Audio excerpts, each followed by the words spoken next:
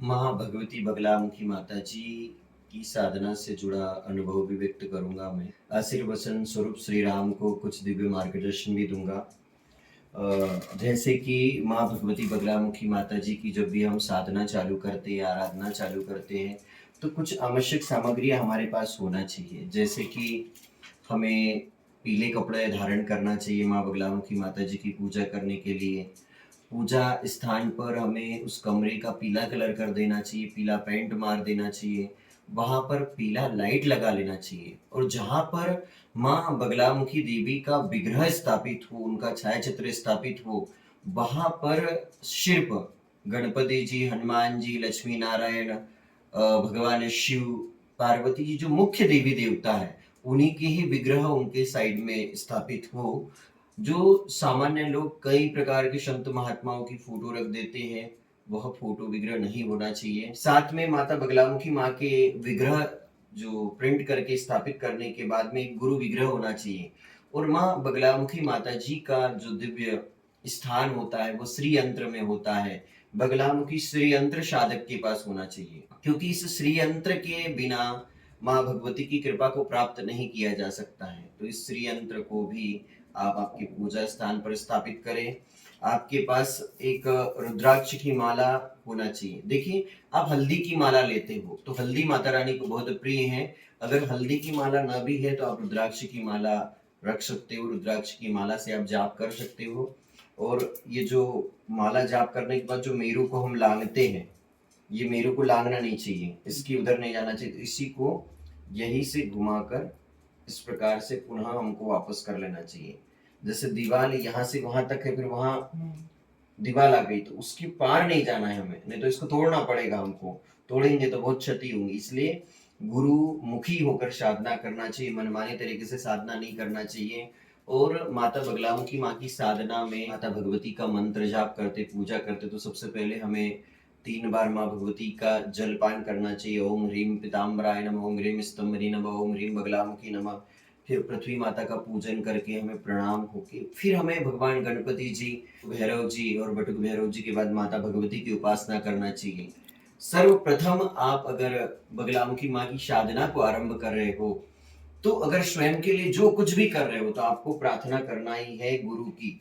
गुरु के बिना कुछ भी आप प्राप्त नहीं कर पाओगे। गुरु चाहेंगे तो जल्दी जल्दी माता भगवती आपकी प्रार्थना को स्वीकार करेंगी, आपके ऊपर कृपा करेंगी, दया करेंगी। और जो पॉडकास्ट और बहुत सारे वीडियोस आते हैं, उन वीडियो में किसी भी वीडियो से सहमति हमें व्यक्त नहीं करना चाहिए।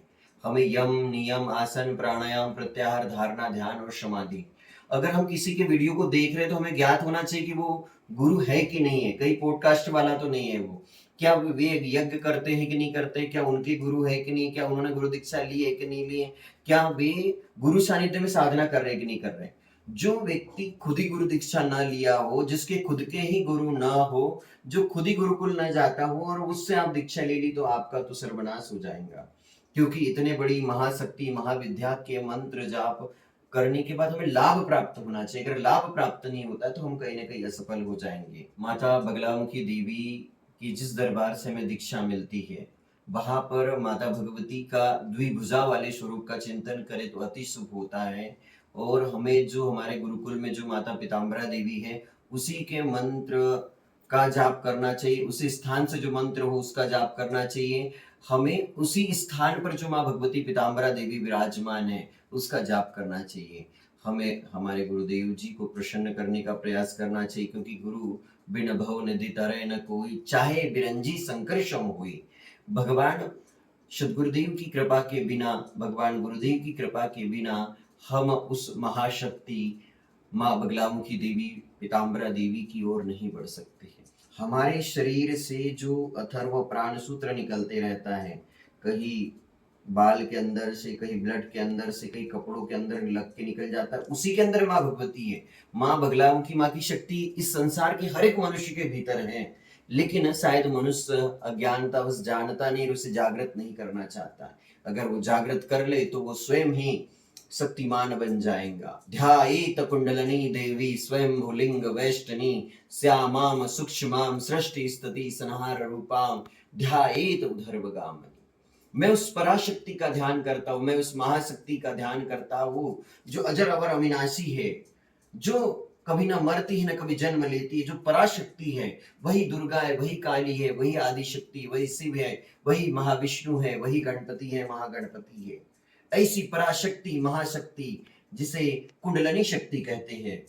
जब हम माँ बगलामुखी देवी के मंत्र का जाप करते हैं तो कुंडलिनी के 7 चक्रों के भीतर भी बीज हैं, जैसे वम लम वम रम यम हम ओम ओम। तो जब आप माँ बगलामुखी का बीज जाप करोगे तो आप देखोगे कि अधिक ज्यादातर जो बीज मंत्र का अंदर जो उच्चारण हो रहा है वो इन्हीं के अक्षरों का हो रहा है। तो जब हम बगलामुखी माँ के मंत्र का जाप करते, पुरुष चरण करते हैं, तो हमारे चक्रों का भेदन होता है और मूलाधार चक्र में जो सूक्ष्म अवस्था में महाकुंडलिनी शक्ति है वो मूर्छित अवस्था में होती है, जो 24 घंटे निरंतर विश्व गलते रहती है, वह विश्व गलना बंद करती है और वो सीधी उधर्वगामिनी होती है। जाग जाग महिमा मई माता मूलाधार निवासिनी, जाग जाग उठ महाशक्ति अनघी पर पुरुष विलासनी। माँ बगलामुखी माँ को प्रसन्न करना बहुत ही सरल है। माँ बगलामुखी माँ की साधना भी बहुत ही सरल है, लेकिन गुरुमुखी होकर करना चाहिए। जब हम पहली कक्षा में प्रवेश करते तो हमारे गुरु हमें थोड़ा ही सिखाते हैं, हमें अक्षर का ज्ञान बताते हैं, हमें शब्द का ज्ञान बताते हैं, हमें वाक्य का ज्ञान बताते हैं। ऐसे ही किसी सिद्ध साधक से, दिव्य तपस्वी योगी मुनि महात्मा से हम दीक्षा लेते हैं तो वे भी हमें धीरे धीरे माँ की ओर लेकर चलते हैं।